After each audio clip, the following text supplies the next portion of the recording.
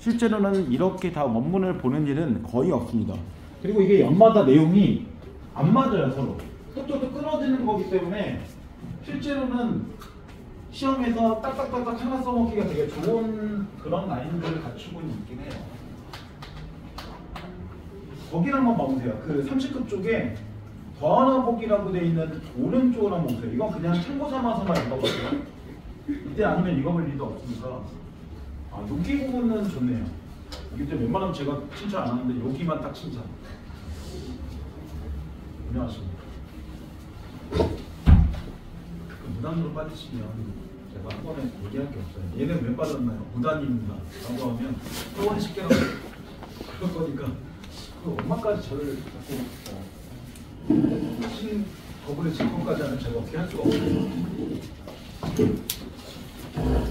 빠질 수 있어서 미리 얘기 좀 하시고, 그 원령체라는 말은 월마다 쭉 나온 거고 다른 말로 달거리라고 나오는데 같은 말이에요 시험에서. 근데 요새는 달거리라는 말보다 월령체라는 말 좀 더 많이 쓰니까 월령체를 잘 기억하시면 돼요. 그러니까 월령체는 1년 12달 시간에 흐름에 맞춰 강년을 나눠 부르는 것으로 내용상 각 절기의 세시풍속과 관련된다. 하지만 열마다의 세시풍속을 다 얘기하는 건 아닙니다. 자, 자연기후, 명절놀이, 민속행사 등을 반영하면서 서정적 노래하고 다양하고 풍부한 생활 감정을 표현하고 있는 특징이다.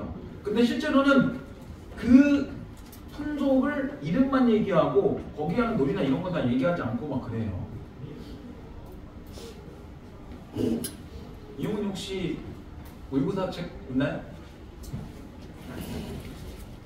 이용훈 혹시 모의고사 책 있나요?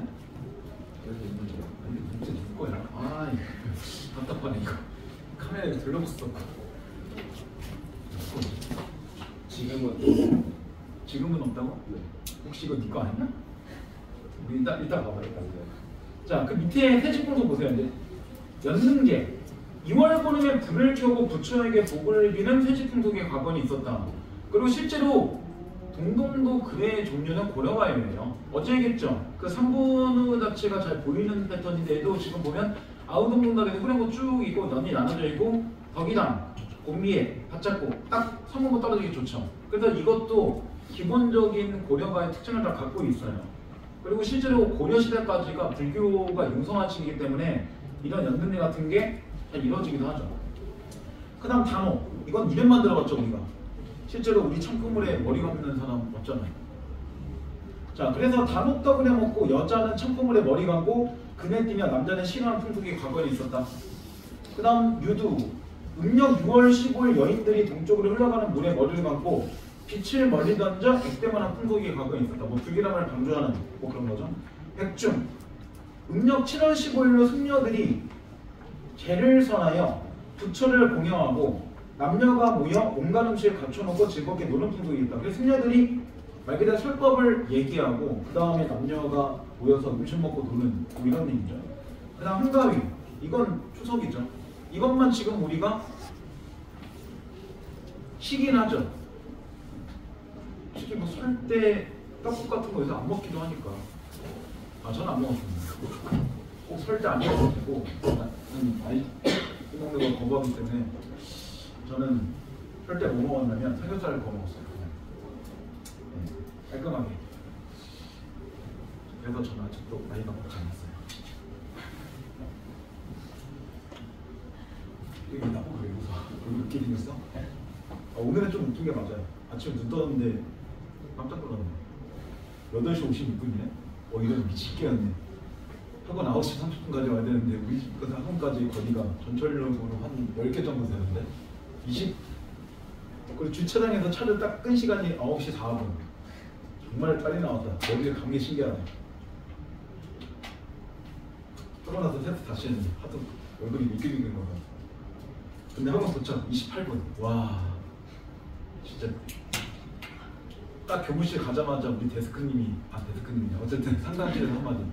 언제 오시나 했어요? 뭐지? 감시하는 건가 나를? 내가 언제 온지 궁금하지? 혹시 우리 엄마? 약간 이런 느낌. 들어가보자 그 얘기하는데 약간 뭔가 섬뜩. 와이프가 오빠 웃으면서 감시하지 마세요 라고 해봐. 너무 무서워. 저희 엄마 뻘이라서 무서워. 자, 그 다음 어쨌든 추석은 지금은 지내는 거고 그 외에 나머지는 안 한다고. 그 다음 중앙전, 음력 9월 9일로 가정에서 국화전을 부쳐 먹고, 국화전이라는 게 국화를 가지고 김치전이나 파전하는 것처럼 그렇게 전을 한다는 거예요. 그래서 이걸 다른 말로 하면 꽃전이라고도 하죠. 화전이라고 하기도 하고 꽃화전이니까요. 선비들은 밖으로 나가 국화전을 마시는 풍속이 있었다. 여기서 하나 꼭 기억할 게 있어요. 음력. 음력이라는 건 되게 중요합니다. 아니면 정월에 나오는 1월이 뭔가 좀 이상해요. 자, 시 한번 보세요. 시가 보면 1년이 나머지 내용하고 좀 안 맞기 때문에 이게 어제 얘기했듯이 뭐냐면 궁중가로 차용된 흔적 이런 게 좀 있다. 전체 내용에는 주제를 보면 임에 대한 통수가 연문데 1년 내용이 좀 이상해요. 자, 현대구리 한번 보세요. 그냥 덕은 뒤에 바치고 복은 앞에 바치고자 하니 덕이라 복이라는 것을 드리러 오십니다. 근데 잘 생각해봐. 사랑을 사는데 누가 덕과 복을 빌어? 이건 이상하잖아요. 사랑 자체를 빌거나 이런 게 정성이지. 그러니까 1년 같은 경우는 약간 어떻게 연결된 거냐면 이런 궁중음악의 흔적 이런 게 보이는 법입니다. 그래서 왕에게 뭔가 덕을 바치고 복을 바치고 약간 이런 식의 내용들. 근데 이게 확정이 아니라 그럴 것 같다라고 느끼는 거죠. 그럴 것 같다라고. 왜냐면 얘가 나중에 기록된 거기 때문에. 자, 그래서 실제 내용은 이제 1월부터입니다. 1월의 냇물은 얼었다가 녹으려고 하는데 세상 가운데 이 몸이 홀로 있구나. 그러면 지금 여기에 볼 때 이 냇물은 녹고 있는 존재잖아요. 근데 나 같은 경우는 지금 홀로 있다는 거를 오히려 얘기하고 있다는 걸 뭘 의미하는 거야? 외롭다는 거잖아요. 그 사람이. 그러면 얘는 점점점 풀어진데 난 점점점 뭐 할 거야? 얼어가고 있는 거죠. 굳어가고. 그런 의도적으로 일부러 반대로 보여주는 건데 1월이면 실제로 냇물이 녹는 게 좀 이상하잖아. 이상기후 현상이 아닌 이상. 그래서 아까 음력을 신경 쓰라는 거예요. 실제로 여기가 음력 1월이기 때문에 실제로라면 지금 우리 되면 2월 정도에 중순 정도 되니까 당연히 녹는 게 정상일 수도 있어요. 원래 우리가 생각해 볼 때 그 설은 2월 정도잖아. 통상적으로 1월 말이나. 그죠? 자, 그리고 이게 보통 시험에서 이렇게도 많이 얘기해요. 이걸 통해서 결국은 나의 외로움을 좀 더 강조하는 거니까 얘는 감정이은 아니지만 객관적 상황으로 될 수 있죠. 왜? 자기의 감정 자체를 얘를 가지고 투영해서 보여줄 수 있는 거니까요. 의도적인 거잖아요. 그러면 이 안에서 이제 보면 지금 나를 보면 외로움이고 고독감이고 이런 거 정도를 볼 수 있습니다. 근데 자를 보면 또 내용이 이상해요. 그래서 이게 연결이 안 되는 게 눈에 보여요. 2월 보름에 높이 켜있는 등불 같구나. 잘 봐야 돼요. 뒤에 보면 등불 같다는 거니까 실제 내가 보고 있는 게 등불이 아닌 겁니다. 뭔가가 등불 같다고 느끼는 거예요. 근데 그 앞에 보면 얘가 의역해서 이렇게 나왔죠. 가로에서. 내 이문. 즉 내 이문 자체가 이렇게 등불 같다라고 비유적으로 얘기한 거잖아요. 그리고 그 다음에 보면 나오죠. 이 등불이 뭐에 비유하는지.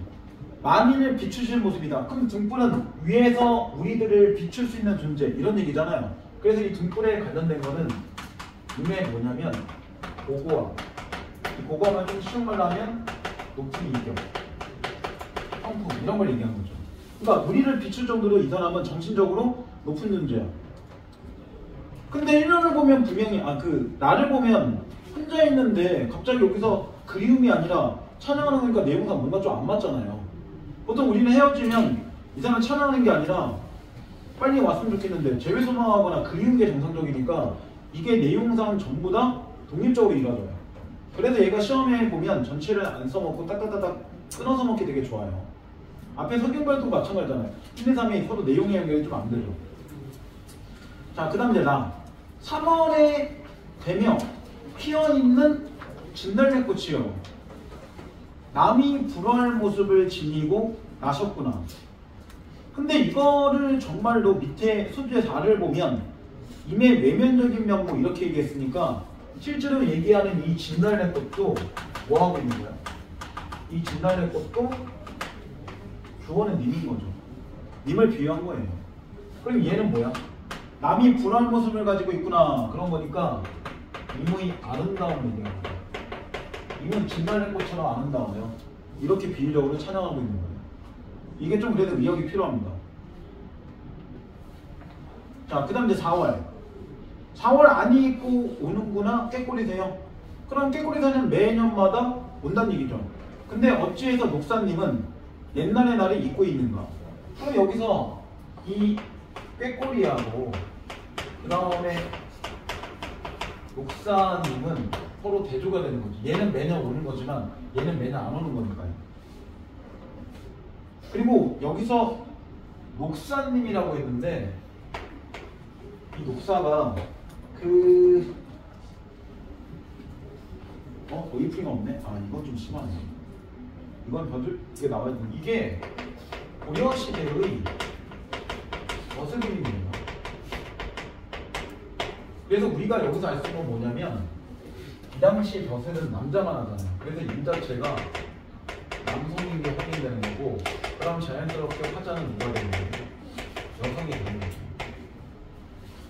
물론 50년 정도 뒤에는 남성, 여성 이런 것도 나올 수는 있겠지만 아직은 법적으로는 우리가 그런 게 되는 게 아니기 때문에 좀 그렇죠.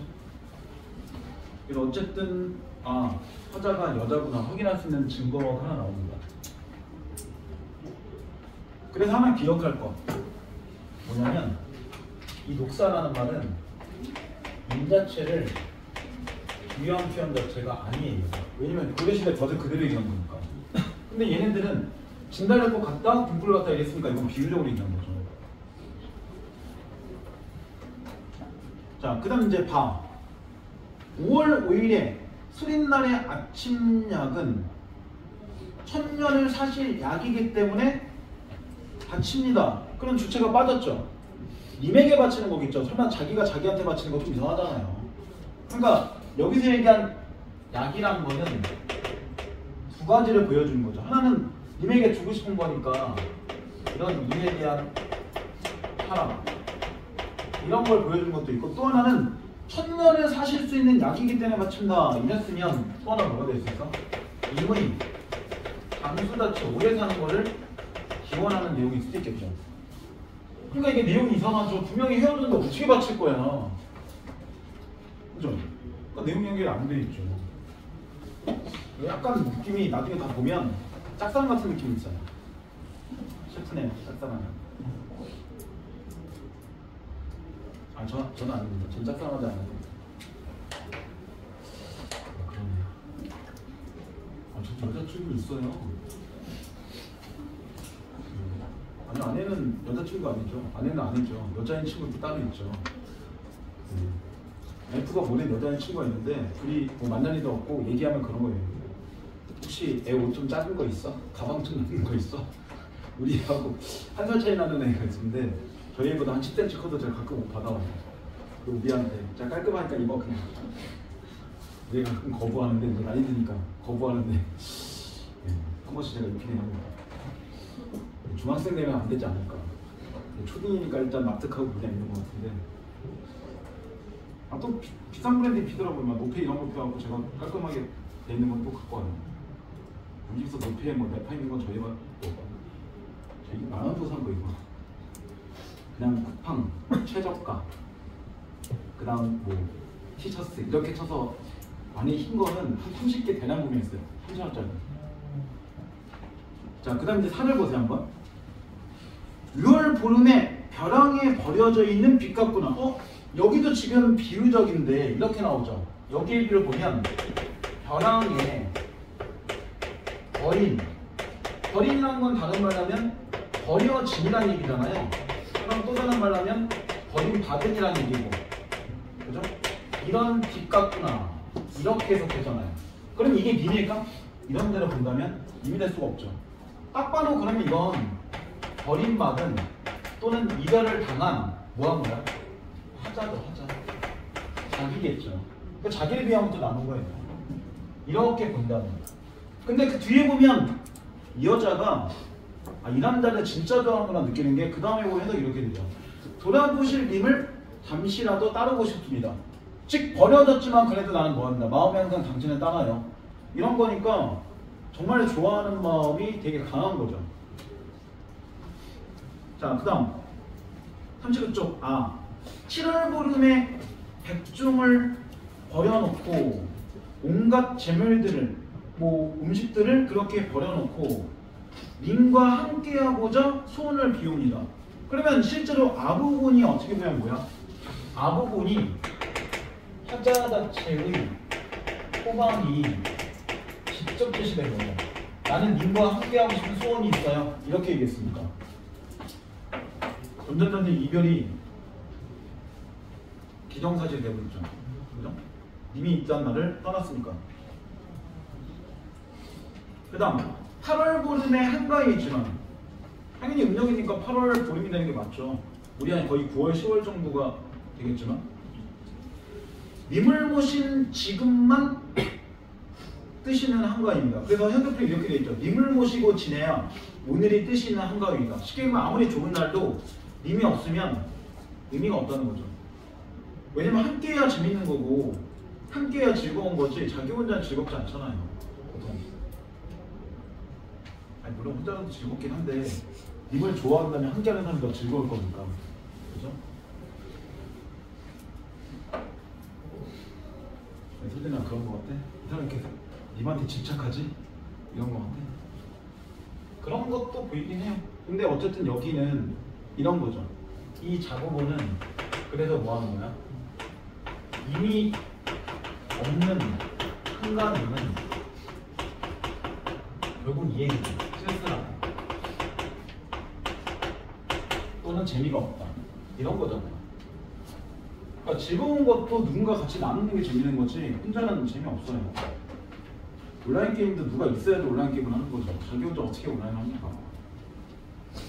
세상에 아무도 없이 나 혼자 산다고 생각하면 유튜브도 볼 일이 없어요. 내가 유튜브 찍고 내가 봐야 되잖아요. 내가 인터넷 만들고 내가 사이트 만들고 내가 그걸 구경해야 되는데 누가 그 짓거리 하니까 귀찮아서 안 하겠지. 안 그럴까요? 그러니까 사회가 있기 때문에 게임도 하는 거고 사회가 있기 때문에 유튜브도 보고 영화도 보고 학교도 다니고 우리가 이러고 있는 겁니다. 세상에 아무도 없이 나 혼자 살면 언어 자체가 필요 없어요. 누구랑 말할 건데 얘하고 얘기할 거야?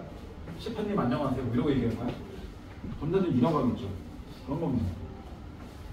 그 다음 이제 차부분 9월 9일에 약이라고 먹는 노란 국화꽃 그 꽃이 집안에 피니 초가가 고요하구나. 그러면 고요하다는 건 말 그대로 뭐야? 집에 나밖에 없고 아무도 없으니까 조용하게 느껴지는 의미 없는 고독감을 얘기한 거예요. 그래서 이거는 아예 나오죠. 의미 없는 쓸쓸함이라고.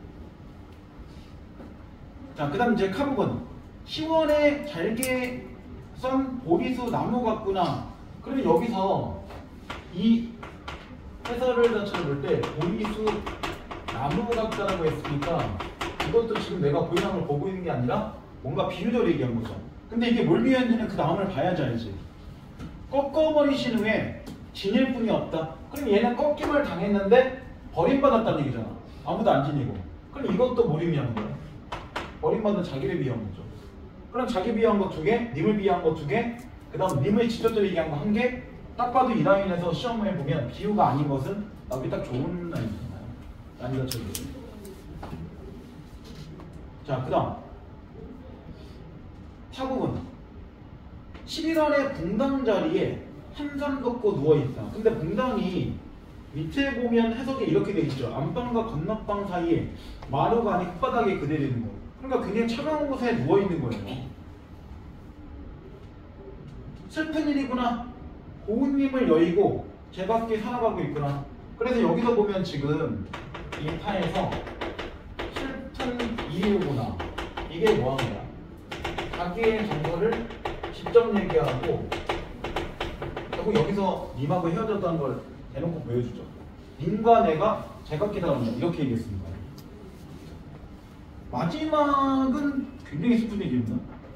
12월 분지나무 깎은 님에게 차려 올릴 소반이에 젓가락 같구나. 그럼 여기서도 맨 마지막에 이렇게 젓가락 같다고 했으니까 뭔가를 젓가락에다 비유한 거예요. 아직은 뭔지 모르죠. 그 다음 님의 앞에 가지런히 놓았는데 손이 가져다 묻니다. 님의 앞에 가지런히 놓으니 맨 마지막 손이 가져다 묻는다. 이게 조금 의역이 필요해서 그냥 전체 쓴 거고 이런 내용이에요. 실제로 님 앞에 놓은 게 아니라 손님한테 갖다 놓은 건데 나는 상상 속에 님에게 갖다 놓은 거예요. 그러니까 실제로는 뭐 하냐면 손님 자체가 이 젓가락을 쓰고 있는 상황인 거지 님 앞에 놓은 게 아니에요. 그래서 이거는 화자자체의 생각인 거고 그 다음 여기가 실제로 뭐냐면 현실인 거예요. 그래서 보통 시험에서 얘를 뭐에다 비유하냐면 또 다른 이렇게 비유가 아니에요. 아니면 남편 뭐 이런 식으로. 왜냐면 밥상을 들고 가져왔다는 거 자체가 민이거나 이제 남편이거나 이럴 가능성이 있는 거잖아요. 결국에는. 그래서 실제로는 얘가 제일 불쌍하죠. 왜? 이 여자는 결국은 얘를 완전 무시하고 있는 거잖아. 손님이라고. 또 다른 님인데도 불구하고. 그러니까 내가 좋아하는 님하고 결혼하지 못하는 슬픔. 이렇게 보여준 거기 때문에 얘도 이거 님에게 버림받은 자기를 얘기한 거예요. 실제로 상상 속에서는 님에게 본 것 같지만 현실을 보니까 그 님이 아니라 다른 님이네? 이러고 있는 거니까.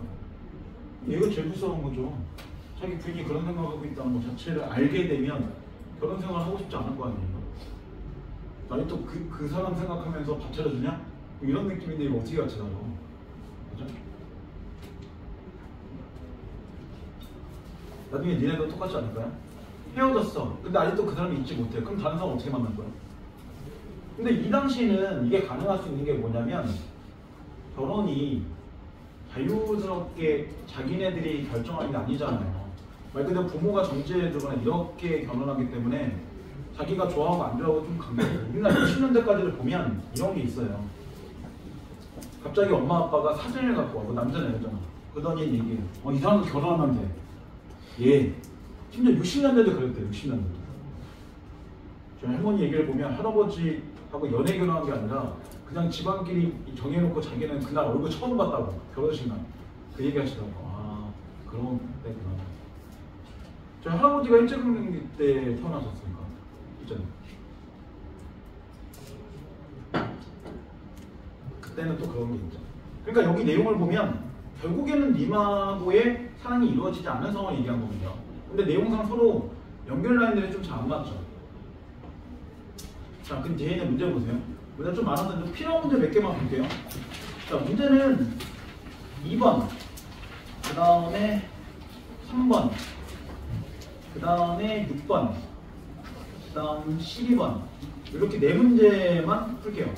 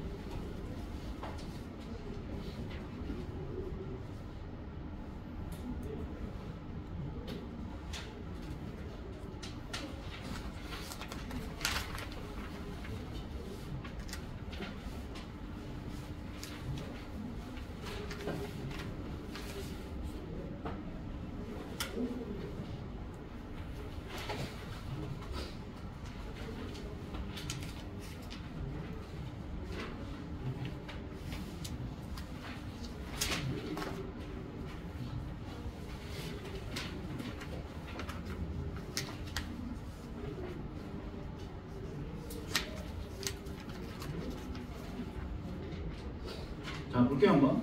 자, 2번에 3, 3번에 3, 6번에 1, 11번에 1. 2번, 3번은 쉬워요. 3번은 앞에서 이미 확인했기 때문에 사실 뭐 3번 쉽게 나올 거고 2번. 대신 거의 내신형 문제죠. 근데 내신에 이게 많이 나오기 때문에 그냥 이 문제 한번 풀어본 거고 6번하고 12번이 사실 좋은 문제긴 합니다. 2번 문제까지도 좋은 문제고 1번 문제나 8번 문제는 나중에 풀어보면 알겠지만 완벽한 내신 형태의 선지들이에요.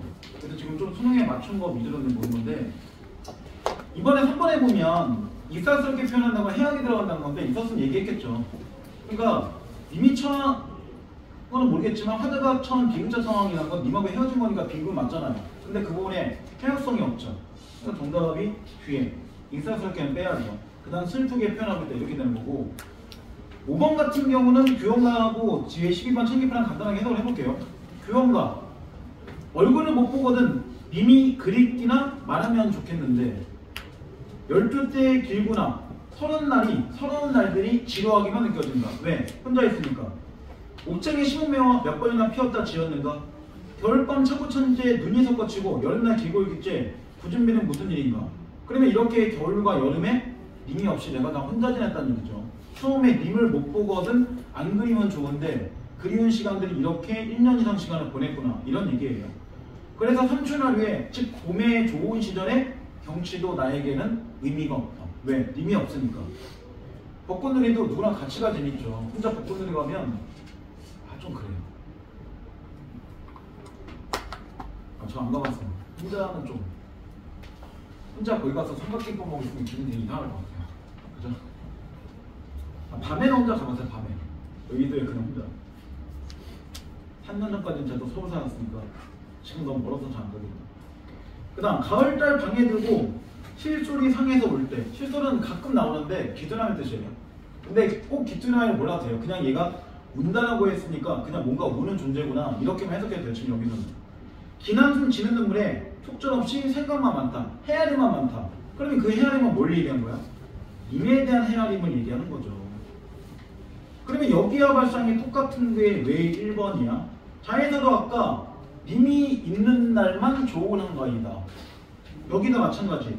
좋은 시절 자체는 님하고 함께 있어야 좋은 날이다. 이런 의미니까 정답 1번밖에 안 나오죠. 자, 그 다음에 12번. 11번은 일단 맨 마지막 그냥 두 개를 먼저 볼게요.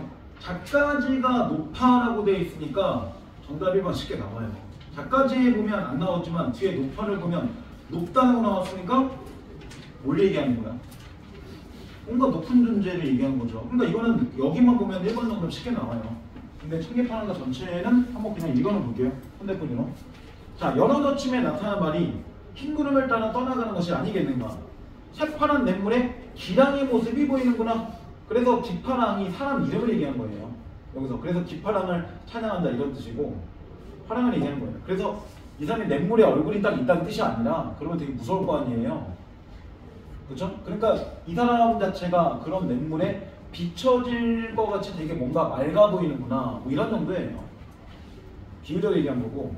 자, 일로 냇물의 조약도래. 그래, 일로가 그냥 뭐냐면 공간적 배경을 얘기한 거예요. 1호라는 냇물의 조약도래. 양이 지니고 있는 마음의 끝을 따르고자 한다. 뭐 이런 정도의 해석이에요. 그러니까 나는 이 사람을 찬양하는 게 맞는 거죠. 아, 작가지가 높아서 서리를 모르실 화랑의 우두머리요. 즉 기파랑이요. 그러면 기파랑을 작가지가 높은 거에 비했으니까 기파랑 자체가 높은 정신을 갖고 있다고 맨 마지막 비유적으로 얘기한 거예요. 그래 정답이 1번 이렇게 나옵니다. 아니 그렇게 현대풀이 많이 썼는데 여기 현대풀이를 안 해줬어? 이건 너무 원문대로 보여줬죠 지금. 조금 해석이 불편하긴 한데 자 이런 겁니다. 자 그 다음에 두 번째 거 넘어가세요. 청산별곡. 청산별곡이 과거 모의고사는 되게 많이 나왔거든요. 근데 요새는 2학년 때 청산별곡이 안 나오는 이유가 하나 있어요. 정말 중요한 작품인데 안 나오는 이유가 너무 많이 먹어먹었어요. 과거에.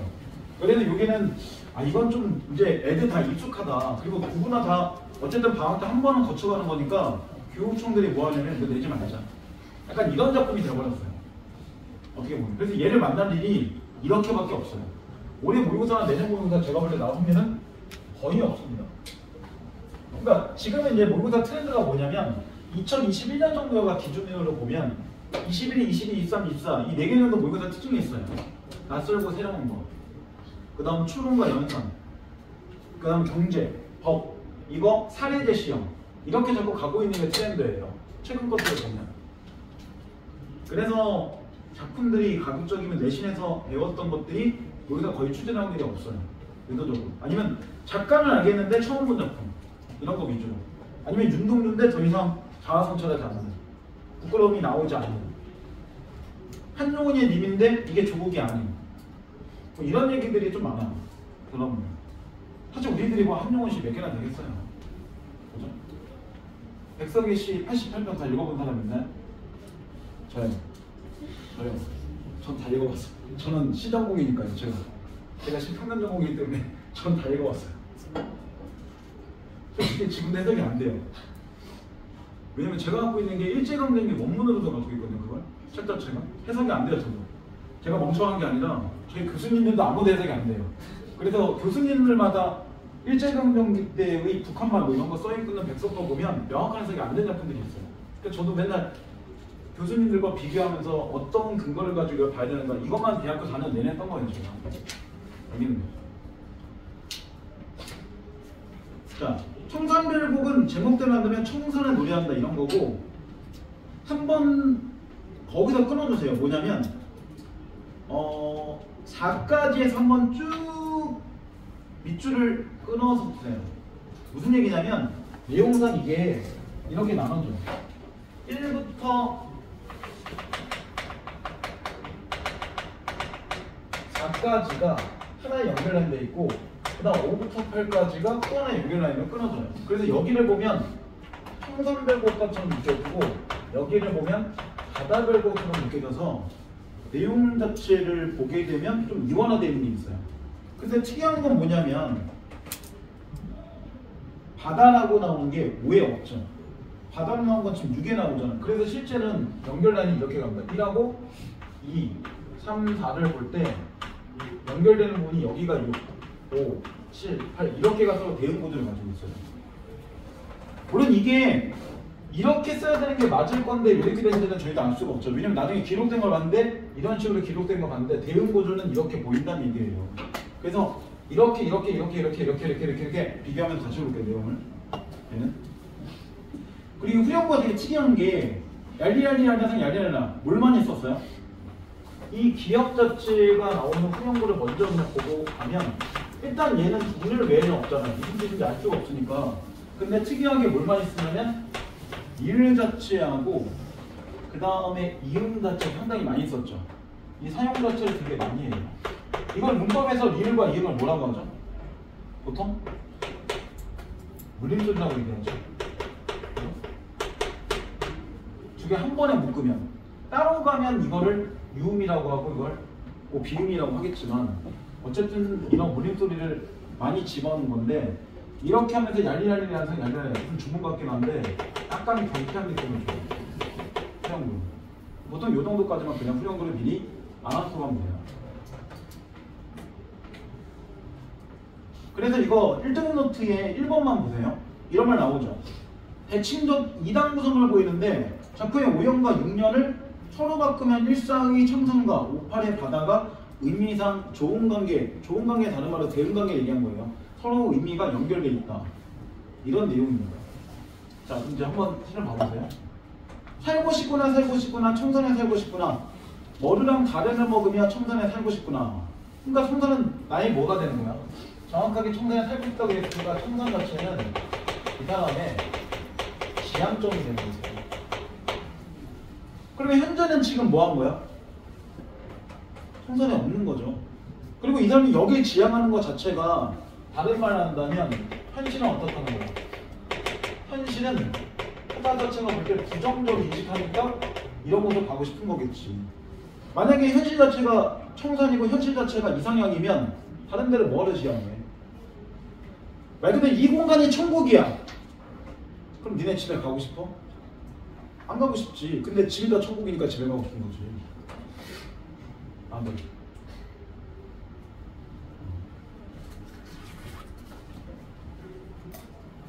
그리고 하나 보이는 게 있죠. 가시리하고 똑같이. 살고 싶구나 똑같고, 청산은 다르고 다시 살고 싶구나 똑같죠.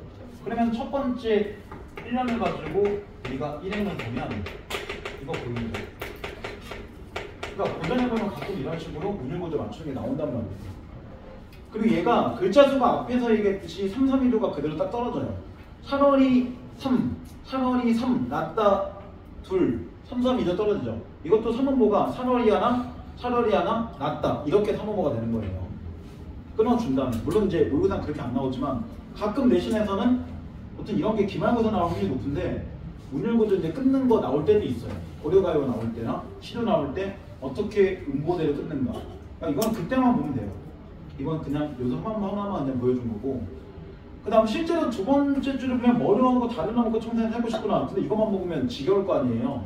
그러니까 이건 그냥 산에나는 음식들을 몇 가지만 이렇게 예를 든 것 뿐이겠죠. 사람이 두 가지만 먹고 사는 것은 지루할 것 같아요.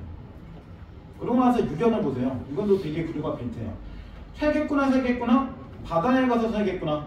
남은재와 굴조개를 먹고 바다에 살겠구나. 똑같죠 완전히 구조를 볼 때. 그럼 여기서 바다도 뭐가 되는 거야? 바다도 이 사람의 진영점이 되는 게 맞죠. 그래서 바다에 때는 바다의 음식, 산에 있을 때는 산의 음식 이런 것들을 먹겠다는 거잖아요. 자, 그 다음 2연을 봐보세요. 자, 우는구나 우는구나 세요. 자고 일어나 우는구나 세요. 널나와 씨름한 나도, 즉 너보다 씨름이 많은 나도 자고 일어나 울면서 지낸다. 그러면 새 자체와 화자 자체가 둘 다 뭐예요?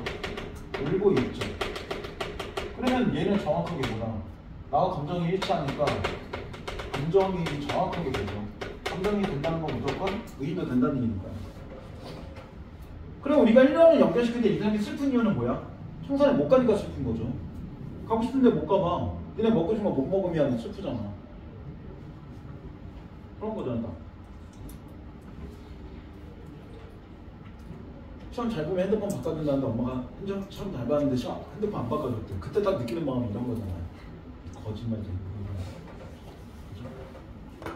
자, 그리고 이제 오연을 봐보세요.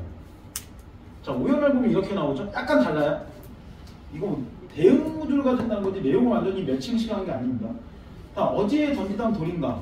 누구를 맞추려던 돌인가? 미워할 사람도 사랑할 사람도 없이 맞아서 울고 지낸다. 그러면 소주제 5하고 2는 둘 다 운다는 점에서 정서상의 대응을 이룬다는 얘기예요.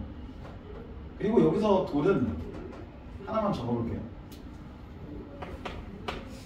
돌 자체는 뒤에 보면 내가 맞아서 운다 이렇게 나왔잖아요. 그러면 돌은 뭐 하는 거야? 돌은 피할 수 없는 거. 내가 수능하는 거. 이렇게 돼버린 거죠. 피하지 못했잖아요. 이런 의미로 가서 그래서 얘를 보통 해석할 때 뭐라고 해석하냐면 운명이라든지 슬픈 운명을 받아들인다. 보통 이렇게 많이 해석해요. 물론 직접적으로 보이는 건 여기만 그냥 보이는 거고. 그러니까 이 사람은 지금 이런 슬픔을 극복하지는 못하는 사람이라는 게. 자, 그 다음 이제 또 3을 보세요. 자, 가던 새 본다. 물 안에 가던 새를 본다. 익히 묻은 쟁기를 가지고 물 안에 가던 새를 본다. 근데 여기서 얘기한 물이 어디를 얘기하는 거야? 현실에 얘기한 거죠. 그냥 보면. 그래서 거기 보면 이렇게 써있던 수요 3에 보면 촉새에 대한 미련이라고. 그래서 실제로 이 물 안에 가던 새를 본다.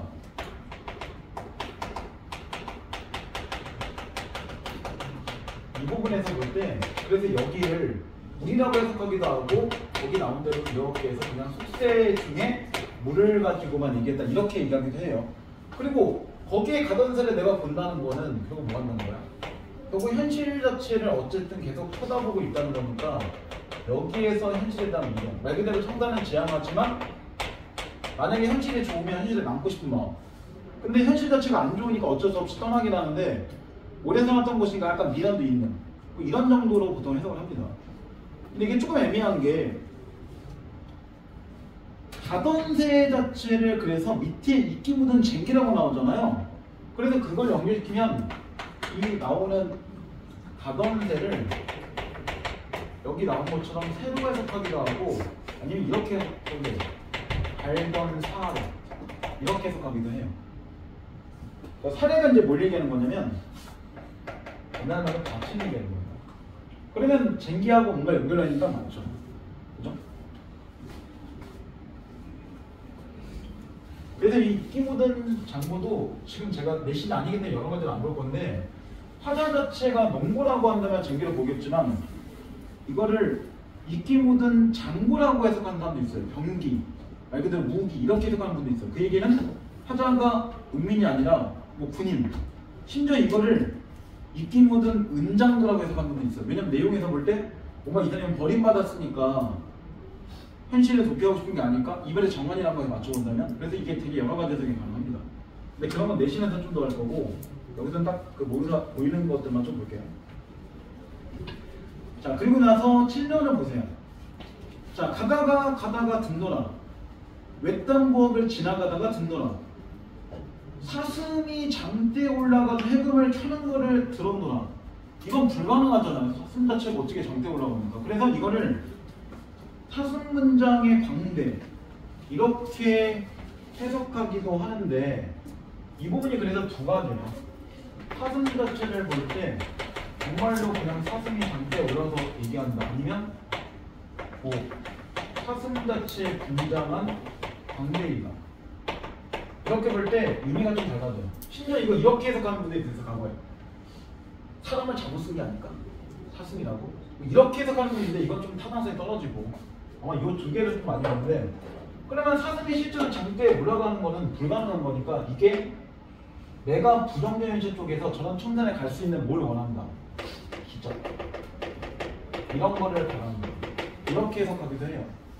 아니면 정말 분장한 광대는 정말 올라갈 수 있는 거잖아요. 거기. 그럼 그런 거 잠깐 내가 뭐 한다는 거야? 듣고 있다는 것 자체가 이런 뭐 하는 거야? 광대를 통해 그런 현실의 고민을 잠시 뭐 하는 거야? 있는 거예요. 우리가 음악 듣는 것처럼 그런 거 들으면서 청산에 못 간 안타까운 마음을 조금 풀어본다. 이렇게 보통 해석을 많이 해요. 청산경 자체가 그래서 해석 자체가 이견이 되게 많습니다. 명확한 해석이 안 되는 작품이 되는 이유는 작가가 누군지 모르니까요. 그래서 이런 거 우리가 별로 안 좋아하죠. 왜냐면 4번 같은 문제가 나올 수밖에 없는 거니까요. 그렇게 되면.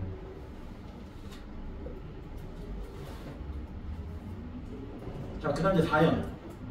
이렇게 저렇게 해서 낮은 잘 지내왔는데 올 사람도 갈 사람도 없는 밤은 또 어떻게 지내겠는가? 그러면 밤은 혼자 있는 뭔가 고독한 시간, 낮은 그냥 버틸 수 있는 시간 이렇게 되는 거니까 이렇게 보게 되면 낮과 밤은 반대로 움직이죠. 그래서 여기가 부정적인 시간이 되는 거고 여기가 긍정적인 시간이 되는 거예요. 그러니까 낮에는 뭐 일도 하고 그 다음에 뭐 사람들 만나고 이럴 거니까 그냥 힘든 걸 버티는데 밤에는 혼자 있고 뭐 할 게 없으니까 시련이나 외로움이나 이런 게 더 많이 생기는지. 그러니까 영화나 드라마에 볼 때도 누군가하고 이별했는데 낮부터 술 먹고 막 그렇게 방황하지 않잖아요. 밤에 어두울 때 혼자 막 방황하고 그런 거예요. 물론 그건 드라마니까 그런 거고 현실에서는 헤어져도 공부는 해야 되고 일은 해야 되고 제가 부장님한테 그럴 수 없잖아요. 부인하고 이혼했으니까 오늘은 하루 쉴게요. 극단적이지만 그럼 그래 이혼했으니까 하루 쉬자. 이거는 회사 입장에서 말이 안 되는 얘기니까요. 그죠? 현실은 좀 다릅니다. 드라마나 뭐 헤어지면 뭐 갑자기 슬픈 음악 나오거나 비가 내리거나 그렇지. 우리 현실은 그냥 이렇게 계속 해가 비칠 뿐이에요. 그죠?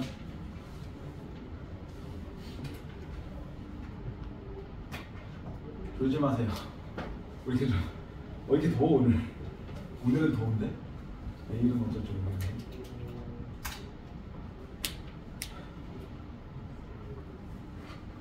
이번 주만 잘 버텨주세요. 다음 주는 토요일 시험만 보고 가잖아요. 그죠?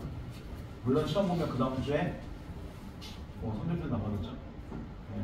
뭐 보여도 안 보여도 그건 안 사시고 저는 일단 어머니 성적표 발송됐습니다 하고 일단 보내긴 해야 돼요. 저도 살아야죠. 그죠? 저도 안방에서 살아야죠. 자, 그 다음 이제 마지막 8을 봐보세요. 가다가 배부른 독에 이 배부른 독이라는 건 배부른 항아리를 얘기한 거죠. 항아리 자체가 쭉 큰 거. 거기에 독한 술을 빚는구나. 그러니까 술을 빚는 걸 내가 보면서 지나가고 있다는 거죠. 그 다음 조롱박꽃 같은 누룩이 매우 붙잡으니 내가 안 마시고 어쩌하겠는가. 근데 술을 보고 있는데 갑자기 마시고 누룩이 나를 왜 붙잡아? 누룩은 과거에는 뭐랑 연결됐습니까? 술의 원료죠. 과거에는 술 자체가 다 누룩 자체를 전부 다 발효해서 만든 거기 때문에 맨 마지막은 술이 나를 붙잡으니 내가 어떻게 술을 안 마시겠는가. 그러면 여기서 술은 뭐가 되는 거야? 술은 시련을 또는 고민을 잠시 잊기 위한 거죠. 술 마시면서 해양이름 되면서 이제 그런 힘듦을 잠시 잊어보겠다는 건데 중요한 건 여기지. 잠시 잊을 수 있는 거지 술이 깨면 안 좋은 현실, 청산해가지 못한 현실은 다시 돌아오겠죠. 뭐 술을 안 마시는 게 나아요. 근데 문학에서 술은 딱 두 가지밖에 안 나와요. 어차피 뭐냐면 기쁠 때 마시거나 슬플 때 마시거나. 일반 현실도 똑같은데 일반 현실 하나만 추가하면 되죠. 하나만. 중독됐거나. 중독되면 그냥 막 가끔 TV 보니까 막 대낮부터 계속 마시던데. 어제 본 유튜브 보니까 무슨 그 이혼 숙녀기가 뭐 이런 건데 여자가 하루에 소주 한 6병 가까이 마시더라고. 거기 보고 있는데 내가 무서워. 저도 물을 마시는 거야? 대낮부터 냉장고에서 자연스럽게 꺼내서 바로 걸어가 그 타서 막 드시던데. 근데 남편 막 멱살 잡고 막 너무 무섭던데. 네, 결론은 이혼했대요. 둘이. 제 부인이 멱살 잡으면 이거는 그냥 같이 하기 힘들 것 같아요.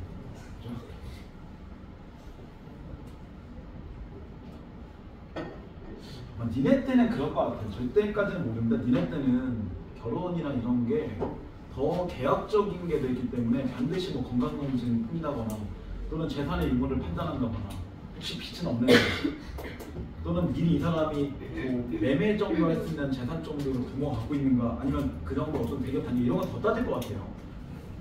왜냐면 결혼은 현실이니까요.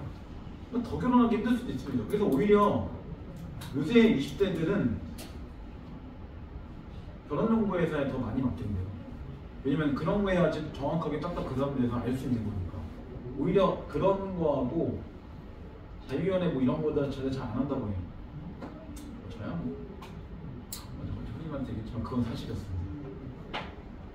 전 진짜 그렇게 만났어요. 네. 뭐 특이하지만 사이버 세상에서도 좋은 사람 만날 수 있다. 이런 건 제가 시도하기 힘듭니다. 심지어 군대 있을 때도 저 얼굴도 모르는 여자하고 계속 그 편지 왔다 갔다 했거든요. 펜팔 친구.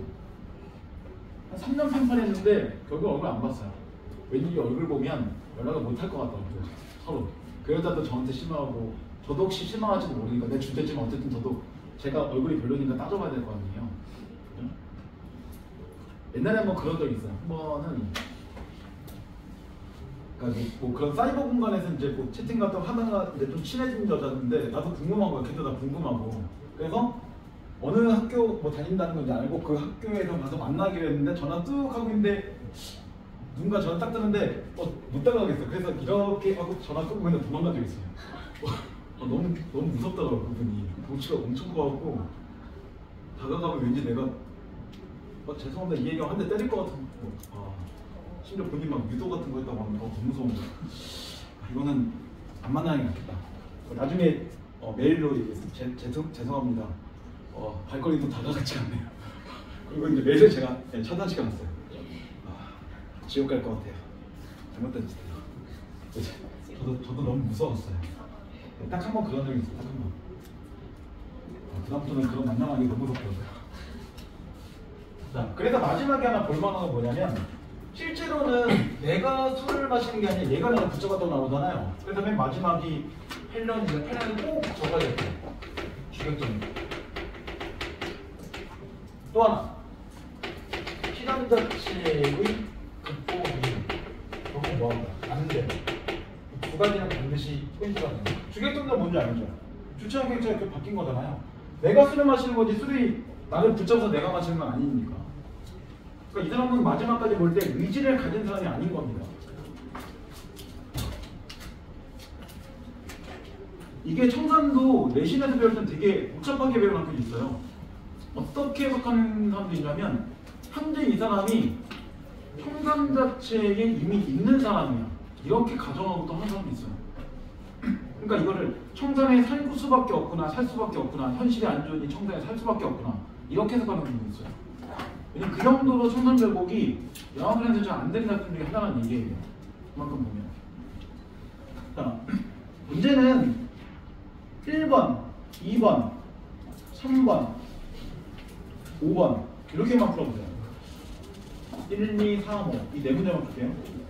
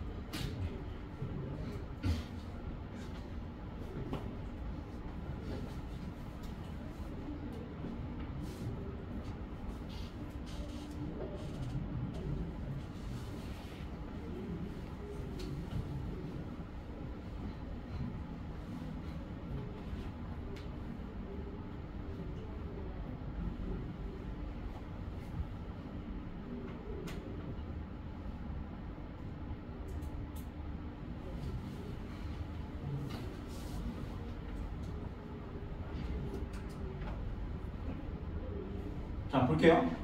1번에 4, 2번에 1, 3번에 4, 5번에 4 이렇게 됩니다.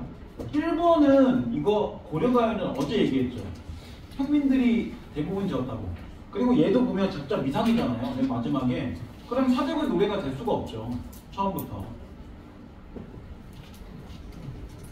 그 다음 2번에 이 사람이 고독을 즐기고자 하는 사람이면 왜 고독 때문에 힘들어합니까? 밤을 왜 힘들어합니까? 밤이 더 좋아야죠. 그러니까 현실을 벗어난 공간에 현재 있지도 않고, 그러면 청산이 이미 있다는 얘기인데, 아까 제가 볼 때 그냥 청산의 삶이나 얘기면 현실을 벗어난 공간에 있는 것도 아니고 고독을 즐기는 것도 아니죠. 다 찔서 아니에요. 그래서 2번은 8년에서 볼 수 있는 거고, 아까 보통 운명바다인 거는 돌맞은 5년에 볼 수 있는 거고, 기적을 말하는 거는 사슴을 해석한다면 7년에 볼 수 있는 거고, 이상적 공간에 가는 건 1하고 6년에 볼 수 있는 거죠. 자, 그 다음 3번에 4번은 쉽게 나오죠. 그러면 바다는 속세에 대한 희망을 얘기하는 게 아니라 이상형에 대한 희망을 얘기하는 거고, 지향점에 대한 희망을 얘기하죠. 그래서 청산과 바다의 의미가 똑같다면 둘 다 똑같이 매칭이 돼야 되는 거니까 얘도 동경하는 대상, 공간 이렇게 나왔어야죠. 자, 그 다음에 5번 적절하지 않은 건데, 자, 1번에 이연에서 나무 위에 우른새를 바르며 눈물 지는 환자의 모습을 그린다. 왜? 감정의 의미니까요. 두 번째, 기운이 없이 물구름이 아래쪽 밭을 바라보는 화자의 모습을 그린다. 그래서 아까 이 새가 물 아래를 볼 때 차라라고 해서 만약에 논밭을 본다면 얘도 가능할 수 있죠.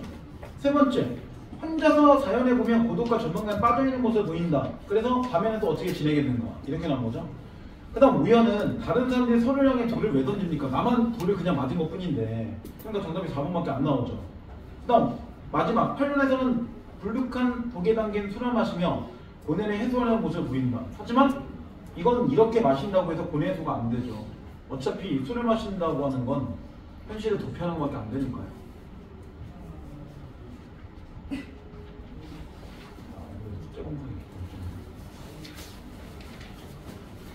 여기 한번 쉴게요.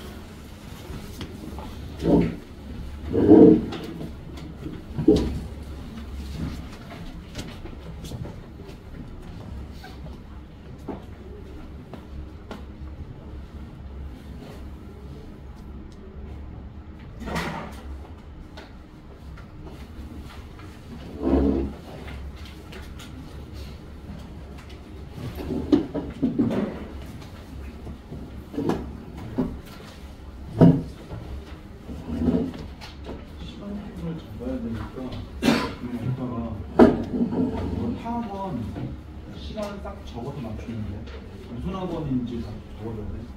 이거지. 너도 마찬가지. 아까 그 준 거 있잖아. 내가 적었구나. 학생 학원 시간 다 적어줘. 몇 시부터 몇 시? 볼펜을 줘요. 뭐 모르도 상관없어요. 너도 마찬가지. 학원 시간 다 적어서 나 줘. 이거 이제 중간고사 시간 때문에 되니까. 빠르면 다음 주도 계열이 뭐예요? 문이과. 문이과.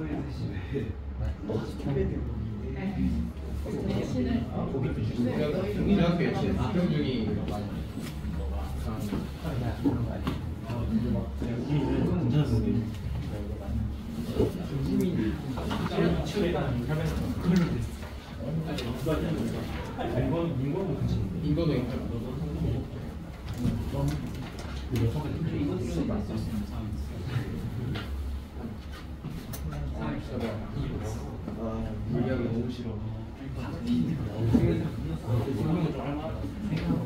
그 이유를 물리가 있어. 네개 있잖아. 얘기하고 있어. 알겠어. 신기하게. 돌파.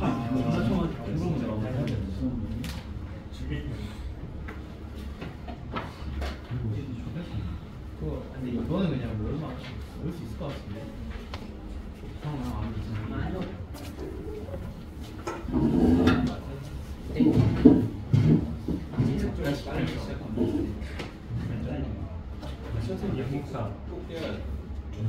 사회 90점 못하면 했어야 됐어.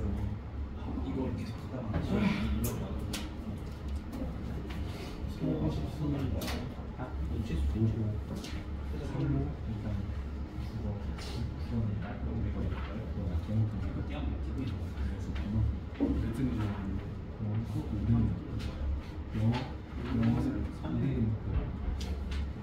어제 수업 시간 상대금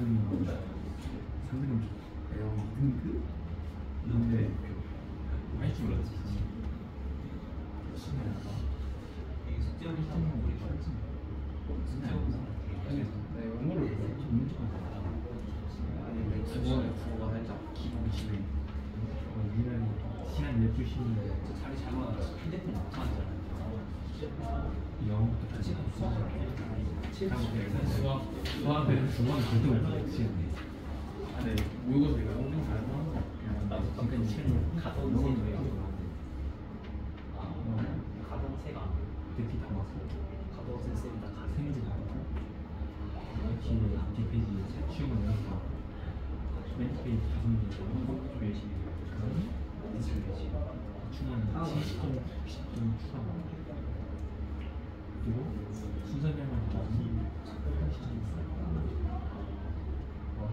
첫 번째 한 계산 시간에 2시간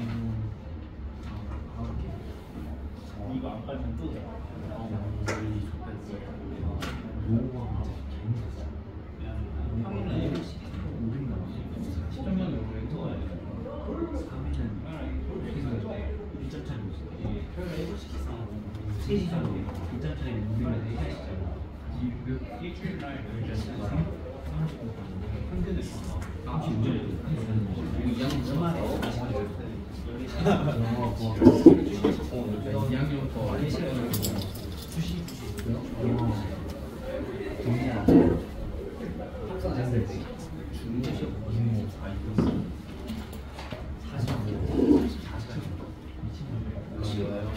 30점부터 있는데 빡세잖아. 최소 20시간 보장이라 1시간 보장. 나 운동도 못해. 일주일에 보장. 4시간. 쉬는 75분이면 75분. 3시간씩. 이거 잘하네. 아니, 하나에서 풀기네. 이러면 너무 이거 충만해. 치를 한 번에 쳐. 약치 하죠. 이제 최고점을 찾아봐. 치는 지금 수업 되게 높아.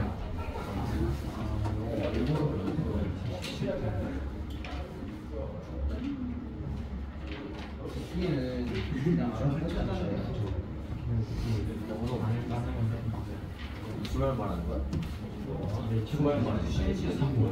아, 끝나고 말하는 거야? 이제 싹캐리 하는 거야.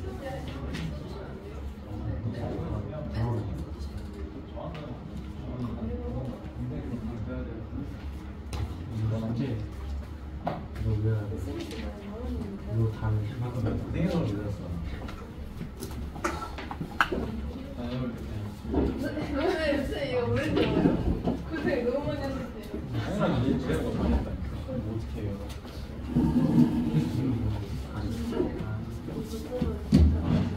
자, 이제 모의고사 해보세요.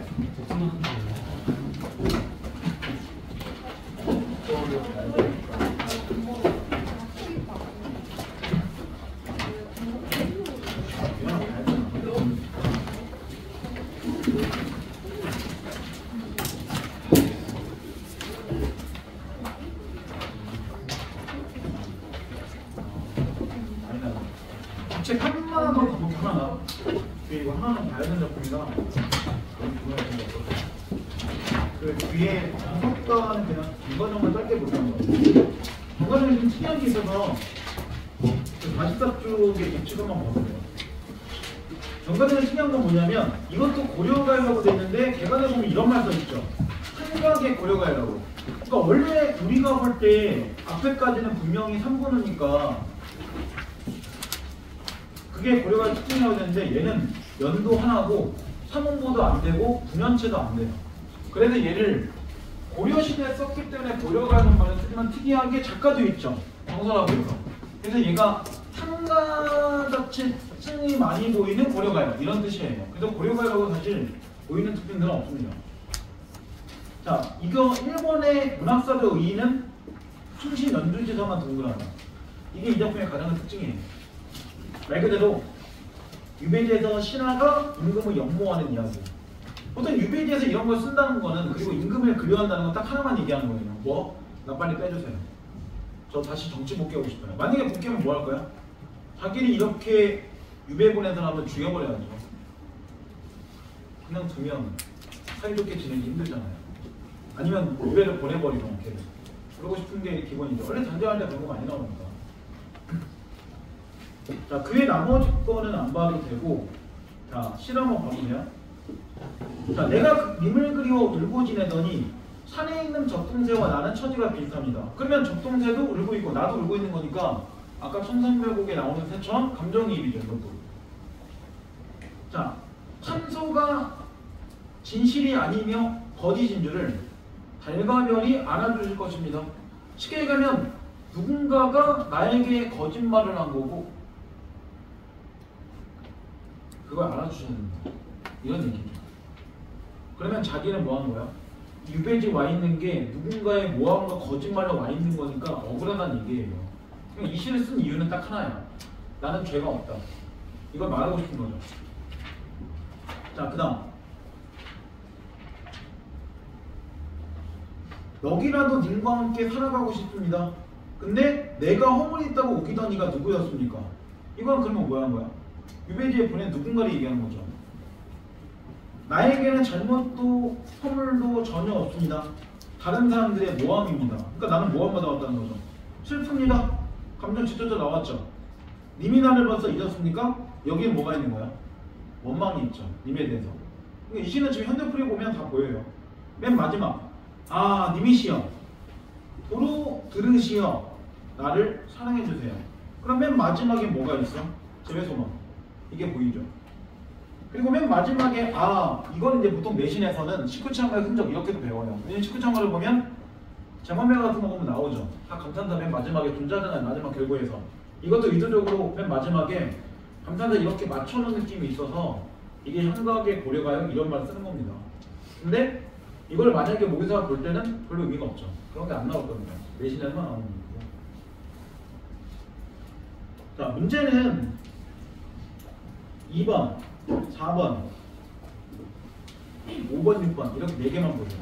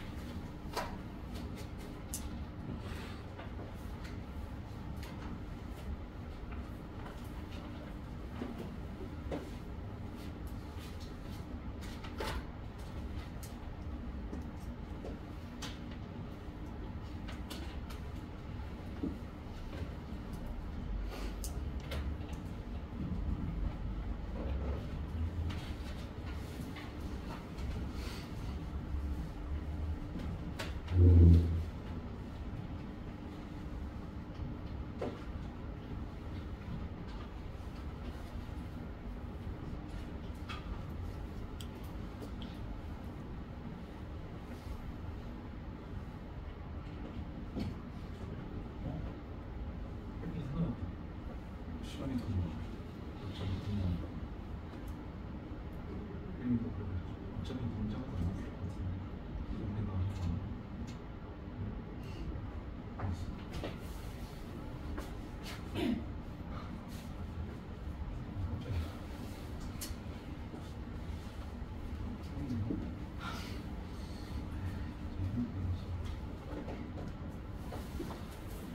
자, 볼게요.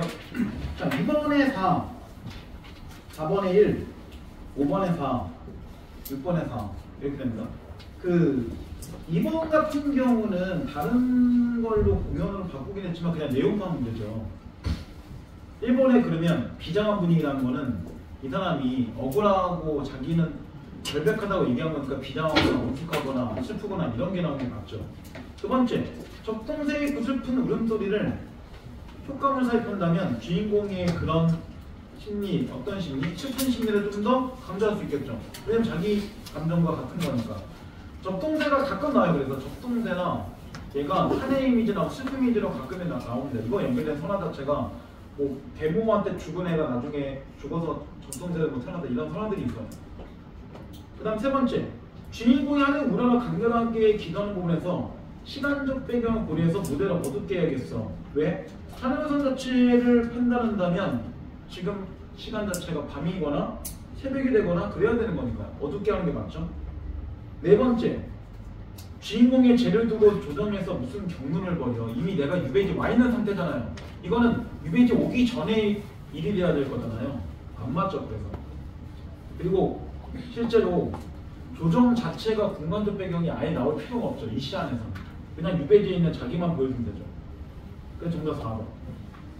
마지막, 아소니만 들으시어 사랑해주세요 라는 주인공의 댓글을 처리해서 주인공의 소망을 얼마나 절실한지 보여줬다. 왜? 여기 임금이 나올 필요가 없습니다. 유배 아니에요. 이게 사실은 왜 쓴 거냐면 임금이 처음에는 이 얘기를 해요. 그 당시 임금이 일단 유배지 가 있어. 내가 다시 부를 테니까 지금 상황상 어쩔 수 없이 가는 거고 네가 크게 잘 가는 건 아니야. 이렇게 해서 일단 보냈는데 그 다음에 연락이 없잖아. 몇 년 정도. 그러니까 이제 이 사람이 화가 나는 거야. 그래서 이런 시를 졌다고 해. 자, 그 다음 4번, 1번은 쉽게 나올 거고 아까 결백을 증명하거나 자신의 진실을 알고 있는 되지만 실제로 얘네들이 말을 해서 알려주진 않겠죠. 사람이 아닌 이상.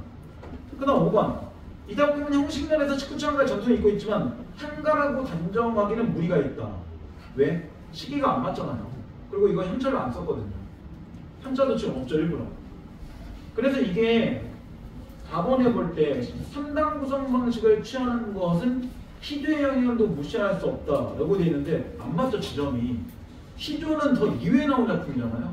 시조 자체가 기본적으로 고려 중엽 정도에서 말 정도가 형성시가 되면 얘가 더 먼저란 말이에요. 그러니까 시조의 영향을 얘가 받는 거는 말이 안 되죠. 미래 거를 받는다는 거니까. 그래서 정답 4번 이렇게 나온 거고 이것도 약간 내신형 문제예요. 그 다음 6번, 철령 높은 봉우리에 씌워놓는 저 그러나 고신원루를 비삼아 띄워본다. 고신원루 말 그대로 고독한 신화, 눈물 이런 뜻이에요. 그러니까 고독한 신화가 흘린 눈물을 비삼아 띄어다가 윤계심 깊은 곳에 뿌려본다 어떠 하겠는가. 그러면 결국은 님에게 뭐 한다는 거야? 나의 외로움을 알리고 싶다는 내용이잖아요. 내용 자체를 볼 때. 그러면 4번에 볼 때 모함하는 사람들에 대한 원망이 직접 제시되어 있는 거는 일단 보기하고 너무 안 맞죠. 앞에야 뭐 이런 거 나오니까 내가 허물이 있다고 우기더니가 누구였어? 이런 식으로 해서 그들에 대한 원망이 있다고 쳐도 보기가 안 맞으니까 절반 정도의 정도입니다. 1번에는 영문지정은 그거잖아요. 임금에 대한 그리움. 이게 영문지정의 뜻이죠. 그래서 맨 마지막에 하는 님은 뭐 비유적으로 본다면 왕이라고 봐도 되죠. 근데 이게 그 설명이 좀 없기 때문에 이거 설명이 좀 많이 빠져있긴 합니다. 자, 이제 모의고사 넘어가보세요. 나 3회 차죠. 모의고사 3회는 일단 기본학을 볼 거라서 16번을 펴보세요.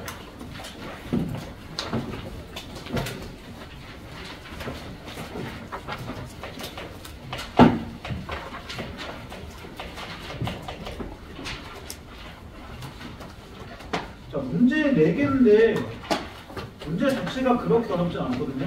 근데 얘는 시간은 7분만 드릴게요. 자, 시작하시면 됩니다.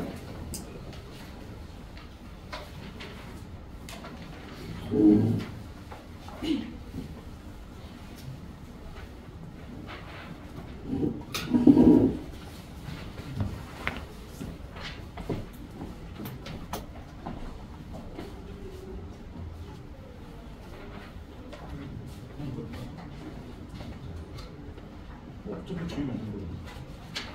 항상 어차피 이번 주만 쓰면 땡이야. 다음 주는 없잖아요. 땡이자 나가거든.